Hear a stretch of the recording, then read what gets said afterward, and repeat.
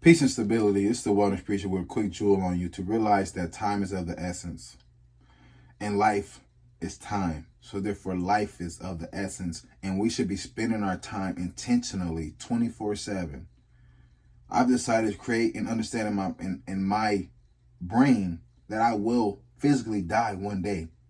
So the books that I've been writing that I haven't released yet, the content that I have that I haven't shared, the goals that I haven't accomplished yet, those things are on a timeline. And if something happens to me before I finish them or I decide to finish them, because it's on me, it's how I manage my time. It's how I choose not to procrastinate, not to waste time in foolery, and start spending my time purposefully, intentionally, and focused on various tasks that they'll get done. Because if I don't do it, who's going to do it? Who's going to write the book I want to write? Who's going to lose the weight I need to lose? Who? I don't have time to be arguing with exes, and I don't have time to be not talking to parents and not being cordial individuals. Life is of the essence. My character, my love, my time, my goals, my well-being are all in my control. You don't control my time and what I do. If I choose to procrastinate on writing a book, that's me. Not you, not God, that's me. If you choose to continue eating the bad ways that you eat, then you will never reach your health goals. If I continue to eat contrary, that's me wasting my time. We shouldn't keep living a life of wasting time. Waiting on other people to do things for us that we can do for ourselves is foolery. Thinking that we have tomorrow, thinking that we have next summer, thinking that we have next year, it's not promised to none of us. So we can't think that.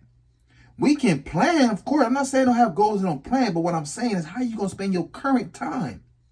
You alive and functioning right now.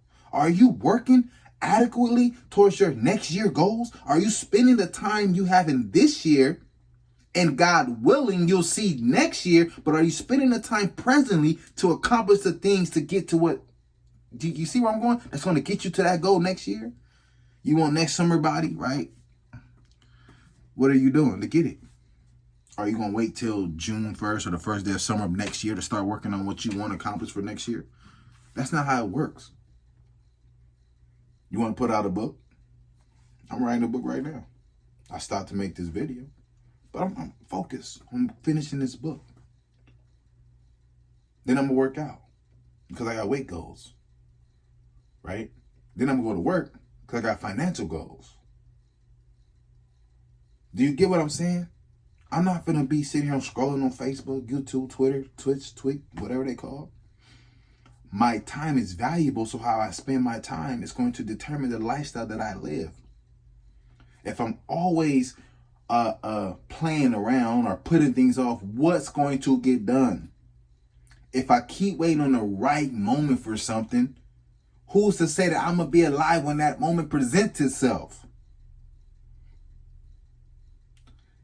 You only live once. It's a statement that should encourage us to understand, damn, I'm going to die one day.